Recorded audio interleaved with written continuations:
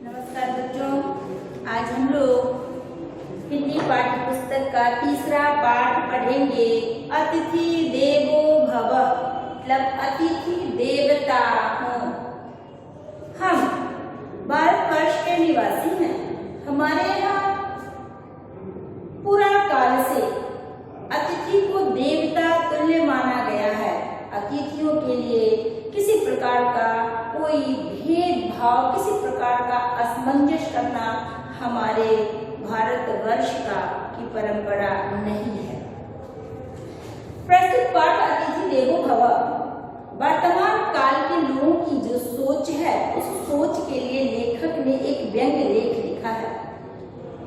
इसमें लिखने का उद्देश्य है कि जिस भारत की भूमि पर हम जन्म लिए हैं, पुराण काल से अतिथि को देवता माना गया है, किंतु वर्तमान समय में कुछ ऐसे भी अतिथि होते हैं जो अतिथि की परिभाषा को छोड़ देते हैं, जिनके लिए समय की कोई पाबंदी नहीं होती, न आने का न जाने का। वैसे लोगों के लिए लेखक ने अतिथि के समानांतर एक नए शब्द को उद्धृत किया है, असमय, अर्थात जिसके न आने का समय हो न जाने का समय हो। लेखक के कहने का उद्देश्य यह है कि अतिथि देवता होते हैं, किंतु वर्तमान समय में जो लोग समय निकालने वाले निकम्मे तरह के होते हैं, वे कभी आते हैं और कब जाएंगे इसका ठिकाना नहीं होता, क्योंकि आजकल सारे लोग काम में व्यस्त होते हैं। व्यस्तता की वजह से अगर अतिथि घर पर आकर डेरा डाल दें, तो ऐसी परिस्थिति में लोगों को बड़ी परेशानी होती है। इसीलिए लेखक ने असमय शब्द का उदाहरण प्रस्तुत किया है।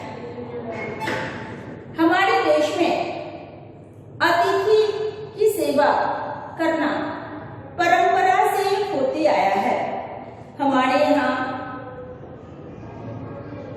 अतिथियों की सेवा करने के लिए बड़े बड़े यशस्वी लोगों का यश गाया जाता है। लेखक ने भी यह कहा है कि मैं भी बचपन से आज तक देखने को भी मिला, अपने साथ समय भी ऐसा व्यतीत किया कि शायद ही कभी अकेले खाना खाया हो, कोई न कोई आ जाते हैं, तो हमारे यहाँ अतिथियों के सम्मान करने की परंपरा है। इसलिए मैं खाना पर उन्हें भी बैठाता हूँ, उन्हें भी खिलाता हूँ, सम्मान खिलाता हूँ। इसलिए शायद मुझे याद नहीं होता कि कब मैं अकेले खाता हूँ, क्योंकि लेखक के प्रवृत्ति में अतिथियों की सेवा करना, अतिथियों का सम्मान करना उनका धर्म होता है। लेखक ने एक उदाहरण दिया है कि पुराणों में भी कहानियां मिलती हैं जो अतिथि की सेवा करना, उनकी महिमा, उनकी अतिथि सत्कार की महिमा उनकी पराकाष्ठा को पार कर गई है। एक उदाहरण स्वरूप लेखक ने कहा है कि राजा मोरध्वज का यश आज भी अक्षुण्ण है, अखंडित है, अर्थात उनका यश आज भी उसी रूप में प्रशस्ति को प्राप्त किया है, उसमें किसी प्रकार की कमी नहीं आई है। क्यों उनका यश प्रसिद्ध है?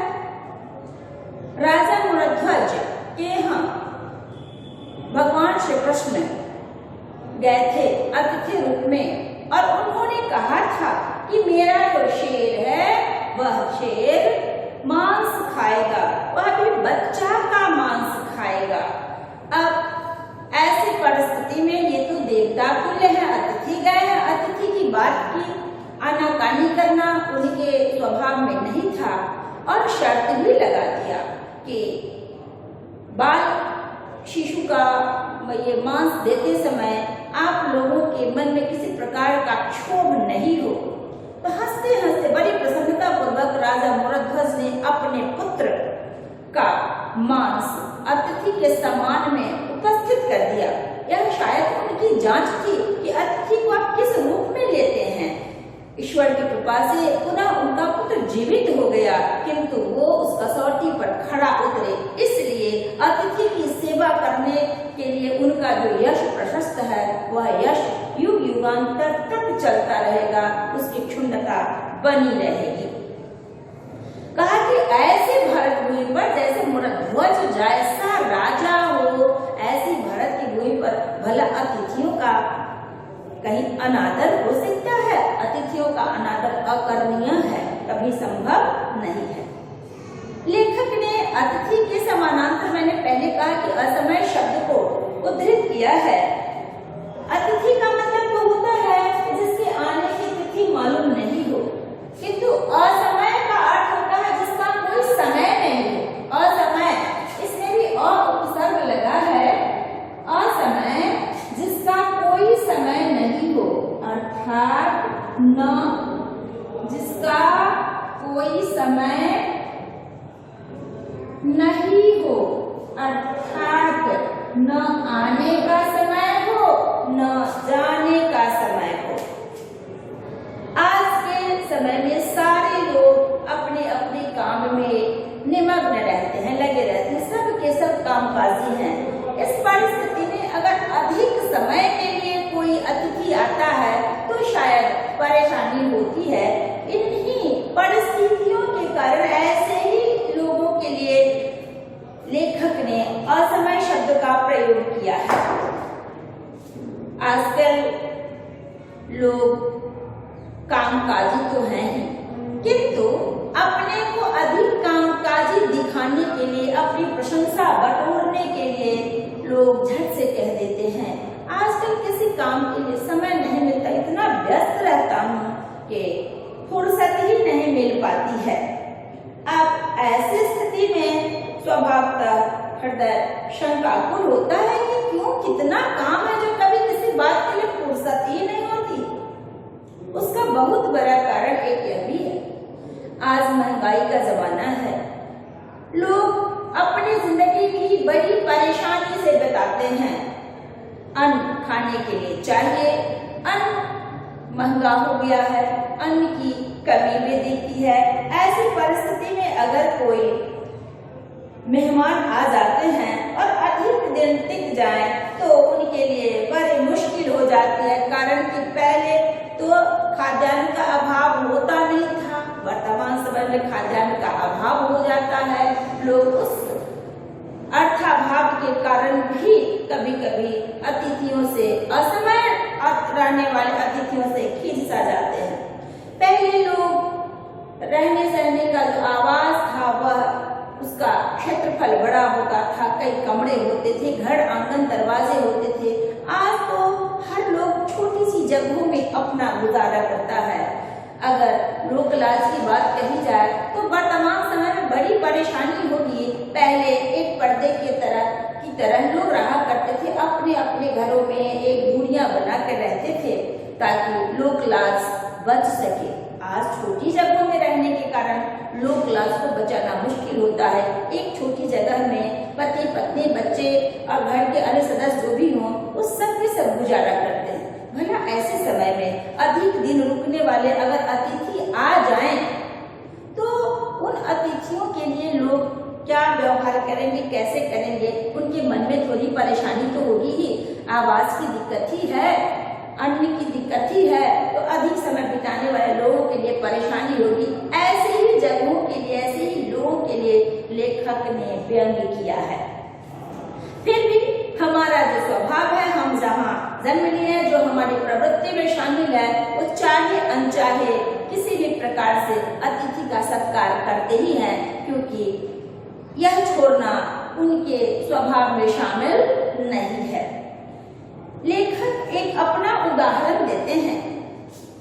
पहले तो उन्होंने कहा कि शुरू से जब से मैंने होश संभाला है तब से देखा भी, सुना भी और किताबों में भी पढ़ा, बड़े हुए तब अतिथि जो कोई आते थे, शायद कभी भी ऐसा दिन मिला हो जब मैं अकेले खाना खाया हूँ, किंतु कभी कभी वह अतिथि अपने स्वभाव से बोझ बनने लगते हैं। यह वैसे लोगों पर व्यंग है, अतिथि का अपमान नहीं है।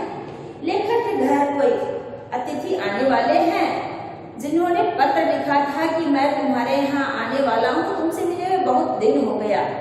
मिलने की बात तो उन्होंने कह दिया। हो सकता है उन्हें कोई काम भी रहा हो, लेकिन काम को मुख्यतः मिलने तो आए थे।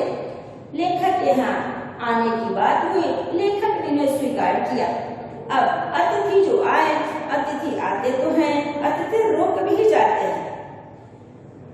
ऐसे ऐसे अतिथियों का वर्णन करना लेखक ने कहा है कि यदि मैं तरीके से वर्णन करूं तो शायद दूसरा महाभारत लिखा जाएगा, किंतु महाभारत तो महर्षि व्यास ने लिखा था। अगर मैं इसे उसकी संज्ञा दे दूं तो उस महाभारत की कथा का, महाभारत के नाम का कहीं न कहीं से अपमान हो जाएगा, इसलिए वह मैं नहीं लिख सकता, नहीं कर सकता। एक अतिथि के लिए लेखक ने कहा है कि एक मेरे अतिथि है, वो नियमित है, हमेशा आते जाते हैं, उनके आने जाने में किसी प्रकार की कोई कसर नहीं होती, और आते हैं तो ऐसे आते हैं जिसका हिसाब नहीं। शायद मुझ पर वो अपना शाश्वत कृपा बनाए हुए हैं, निरंतर हम पर ध्यान देते हैं, अक्सर आते जाते हैं, आते जाते हैं, यहाँ तक तो अच्छी बात है, लेकिन उनके रहने सहने, खाने पीने का तरीका कुछ और है। हर व्यक्ति अपने आमदनी के अनुसार, अपने बजट के अनुसार ही खर्च करता है। लेखक के जो अतिथि हैं वो आते हैं तो उनको दाल इतनी गाढ़ी चाहिए कि उसे पानी मिलाना अपराध होता है। अब बहुत गाढ़ी दाल निगल कैसे पाए, तो उसको पतला करने के लिए घी चाहिए। अब घी रख कर खाते हैं। लेखक ने कहा मैं तो घी खाता नहीं, मेरे घर में घी का खर्च नहीं होता, क्योंकि हर चीजों में इतनी अधिक मिलावटें हो गई हैं कि इन मिलावटों से बचने के लिए मैं खाता नहीं हूँ। मगर अतिथि देव को तो देना पड़ेगा, उनकी सेवा उन्हें हाजिर करनी पड़ती है।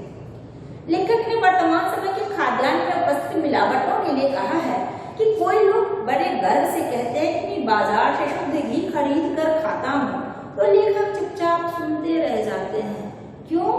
उन्हें आश्चर्य होता है कि बाजार में तो किसी प्रकार की शुद्धता है ही नहीं, हर चीजों में मिलावट हो गई है, फिर ये बाजार से शुद्ध घी खाते कहाँ से हैं? उन्हें चुपचाप लेखक सुनकर मुस्कुरा कर रह जाते हैं। अब लेखक के घर की परेशानी शुरू होती है। लेखक की पत्नी बीमार है, लेखक का नौकर छुट्टी लेकर घर गया है। अब जब तक वह आए नहीं तब तक इनकी परेशानी है। छुट्टी लेकर गया है तो दूसरा नौकर रख नहीं सकते हैं। इसी बीच अतिथि पधारे। अब अतिथि पधारे तो उनकी सेवा शुश्रूषा करे कौन? पत्नी बीमार है, नौकर छुट्टी पर गया है। लेखक बेचारे स्वयं ही उस अतिथि की सेवा में लीन होते हैं। उतना ही नहीं, जो अतिथि आए वो जाने का नाम लेने वाले नहीं है, तो सेवा तो करनी ही पड़ती है। महीना का अंतिम सप्ताह है तो स्वाभाविक है आर्थिक अभाव भी है। अब उनको भोजन भी कराना है, उनको सम्मान भी देना है, सब कुछ करने के लिए अतिथि को तत्पर होना पड़ता है, किंतु परेशानी महसूस हो रही है। लेखक के मन में होता है मैं कितना परेशान हूँ, लेकिन उनका तो स्वभाव है अतिथि की से सत्कार करने, पूजा करने का, इसलिए मन में सोचते हैं खैर परेशानी है तो कोई बात नहीं, इन परेशानियों के दिन झेल लिए जाएंगे, क्योंकि मैं भी कहीं जाता हूँ तो अतिथि बनकर ही जाता हूँ। इसलिए अतिथियों के प्रति किसी प्रकार की कोई मनमुटाव की बात नहीं होनी चाहिए, कोई असमंजस नहीं होना चाहिए। अतिथि सदैव देवता तुल्य हैं और देवता तुल्य ही रहेंगे। बच्चों एक चीज का ध्यान रखिए, इसमें अ उपसर्ग का प्रयोग किया गया है। आप ध्यान देंगे अतिथि में अ है, इस अ उपसर्ग को तिथि में लगा दिया तो अतिथि हो गया। असमय है, अ उपसर्ग है, समय में अ उपसर्ग को जोड़ दिया तो असमय हो गया। अ उपसर्ग प्रायः लगाया जाता है जो कमी अथवा अभाव, हीनता के अर्थ को दर्शाने वाला हो। अब आपको इसमें इसका जो अभ्यास है उस अभ्यास को बनाने की कोशिश करेंगे। फिर अगले वीडियो में आपको अभ्यास के प्रश्नों का हल भी मैं समझाऊंगी। उम्मीद है आप पाठ अच्छी तरह समझ गए होंगे। इसमें एक जगह आया है भाव कुभाव अनर्थ आलसहु। ये लेखक ने कहा है कि जब तक हमारे यहाँ अतिथि आएंगे, चाहे जिस व्यक्ति की कोई भी लाचारी क्यों नहीं हो, वह मन से या बेमन से किसी प्रकार का अनदेखा नहीं कर सकते। वो किसी प्रकार से अतिथि का सम्मान करेंगे ही, उन्हें सम्मान करना पड़ेगा। इसके उत्तर में आप परेशान नहीं होंगे। आपका यहाँ प्रश्न भी है, भाव प्रभाव अनाथ आलसम पंक्ति की व्याख्या कीजिए और बताइए कि लेखक ने पंक्ति का प्रयोग किस संदर्भ में कहा है। लोग अपने अभाव के जीवन में रहते हैं, समयाभाव है, अर्थाभाव है, जगह की कमी है, उसमें अतिथि आते हैं तो परेशानी होती है। फिर भी उस परेशानी के लिए कहा है कि भाव प्रभाव आप अच्छे मन से हो या बुरे मन से हो, अनाथ आलसम मन से हो, बिना मन से हो, प्रसन्नता से हो, अप्रसन्नता से हो, आप किसी न किसी प्रकार से अपने अतिथि की सेवा अवश्य करेंगे। इसमें किसी प्रकार की दुविधा नहीं होगी, क्योंकि हम भारतवर्ष में रहने वाले लोग, भारतवासी इसी प्रवृत्ति को लेकर जन्म लिए हैं। धन्यवाद।